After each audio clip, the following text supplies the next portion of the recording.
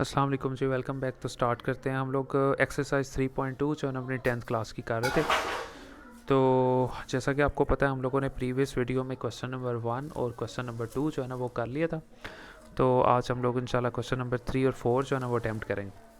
Urdu medium वाले भी अपनी बुक को सामने रख सकते हैं और इंग्लिश मीडियम वाले भी, क्योंकि कॉन्सेप्ट तो सेम है। सबसे पहले उसने कहा जी आर जो है ना वो डायरेक्टली प्रोपोर्शनल है टी के, जिसको उर्दू में हम लोग कहते हैं तगैर रास, यानी आर जो है वो डायरेक्टली प्रोपोर्शनल है टी के। आर बढ़ेगा तो टी भी बढ़ेगा, टी बढ़ेगा तो आर भी बढ़ेगा। साथ ही उसने ये कहा हुआ है कि ये रिलेशन है, जबकि आर की कीमत ये है और टी की कीमत ये है। जैसा कि मैंने आपको प्रीवियस दोनों क्वेश्चन में बताया कि सबसे पहला काम ये होता है कि हमने के फाइंड करना होता है। सबसे पहले काम हम लोगों ने जो करना होता है वो होता है के फाइंड करना होता है हम लोगों ने।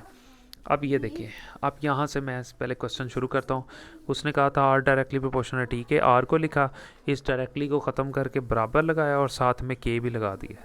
यानी इसको ख़त्म करके बराबर और साथ में के भी लगाया, इसको ख़त्म करके दोनों लगाए और टी वैसे ही रह गया। इस रिलेशन को आपने इक्वेशन 1 फर्स्ट कर लेना है, इसी की मदद से बाकी आंसर फाइंड। अब के फाइंड करना है। सबसे पहले के इधर ही रहा, आर इधर पड़ा हुआ था, टी इधर आके क्या हो गया, डिवाइड हो गया। अब के इधर ही रहा। अब आर की कीमत आप देख सकते हैं, यहाँ पे ऊपर उसने बोल दिया था कि आर की कीमत जनाब 5 है, तो वो आप देख सकते हैं, मैंने यहाँ पे 5 लिख ली। टी की कीमत उसने यहाँ पे आपको दी हुई है जो कि वो 8 थी, वो भी मैंने यहाँ पे आप देख सकते हैं लिख ली। ये आ गया के का आंसर। अब ये तो के हम लोगों ने फाइंड कर लिया है, यहाँ तक उसकी बात कंप्लीट होगी। उसके बाद अगर आप बुक पे अपनी देखेंगे जाके, उसने 3 क्वेश्चंस और पूछे हुए हैं। सबसे पहले तो उसने ये कहा हुआ है आर को फाइंड करें जबकि टी की कीमत ये है। फिर उसने ये कहा हुआ है कि टी को फाइंड करें जबकि आर की कीमत ये है। इसके अलावा उसने एक और चीज़ जो है ना वो यहाँ पे आप लोगों को बताई हुई है। उसने कहा होगा क्वेश्चन के अंदर find the equation connecting R and T, यानी एक ऐसी इक्वेशन बनाएं जिसमें आर और टी दोनों एक दूसरे के साथ एक रिलेशन बना रहे हो। यानी आर उसमें फाइंड करेंगे और टी की कोई कीमत नहीं होगी। एक ये भी क्वेश्चन उसने यहाँ पे आपसे पूछा होगा, ठीक है। यानी कि ये आपकी बुक के अंदर ही अगर आप देखें, अगर आपके पास बुक है तो मैं आपको यहाँ से ज़रा थोड़ा गाइड कर देता हूँ ताकि आप लोगों के थोड़ा आसान हो जाए। यानी कि ये बुक की स्टेटमेंट थी, ये देखें, ये चीज़ उसने कहा हुआ है। पहले यहाँ से इतना डाटा ये हम लोगों ने कर लिया। उसके बाद उसने कहा find the equation connecting R and T. एक सवाल ये भी बनता है, ठीक है, और उसके बाद ये अगले 2 सवाल बनते हैं, ठीक है। तो यहाँ इसको करेक्टिंग कर लेते हैं। अब इक्वेशन 1 जो है फ़र्ज़ की हुई थी, उसी से हम लोग जो है ना अपने पूरे क्वेश्चन हल करते हैं। आर इज़ इक्वल टू के टी, पीछे फाइंड की थी इक्वेशन। आर वैसे लिखा, के की कीमत अभी पीछे फाइंड की थी वो पुट कर दी, और टी यहाँ पे कुछ भी नहीं दिया हुआ। जब कनेक्ट करते हैं तो फिर हम लोग कीमतें नहीं फाइंड यानी कि लिखते ना आर की ना टी वैसे ही रहा, सिर्फ के की लिखते हैं। सो ये एक इक्वेशन बन गई है जिसमें आर और टी दोनों एक दूसरे से कनेक्ट हो रहे हैं। यहाँ पे ये क्वेश्चन जो है ना ख़त्म हो गया।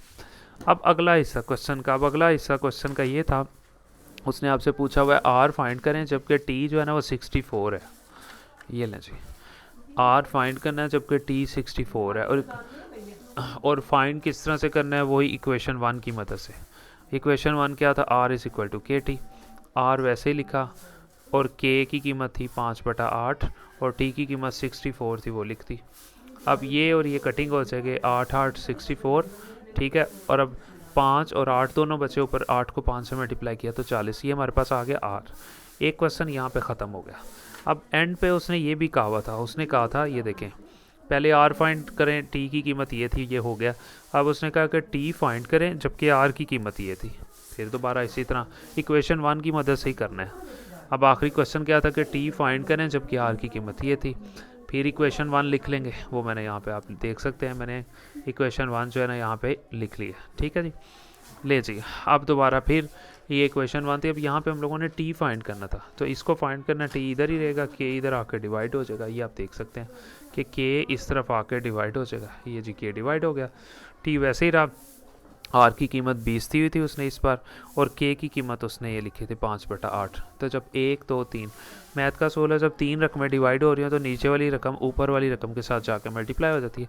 8 को 20 से मल्टीप्लाई किया 160 आ गया, और नीचे क्या रह गया, ये वाला 5, ठीक है।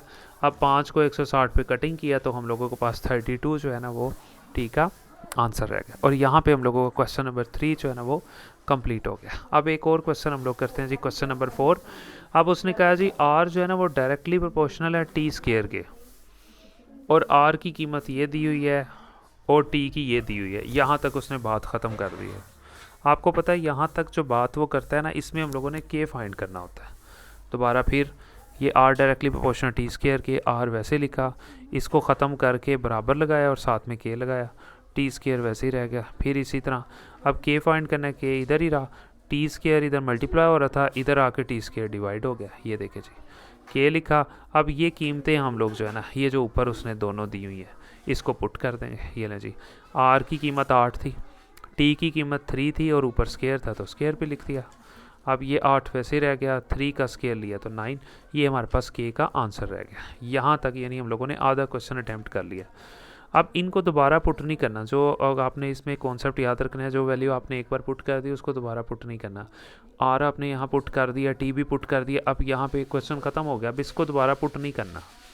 अब ये अगला क्वेश्चन, अब उसने कहा आर फाइंड करें जबकि टी की कीमत जो है ना वो ये दी हुई है। और फाइंड किस तरह से करते हैं, हमेशा इक्वेशन 1 की मदद से।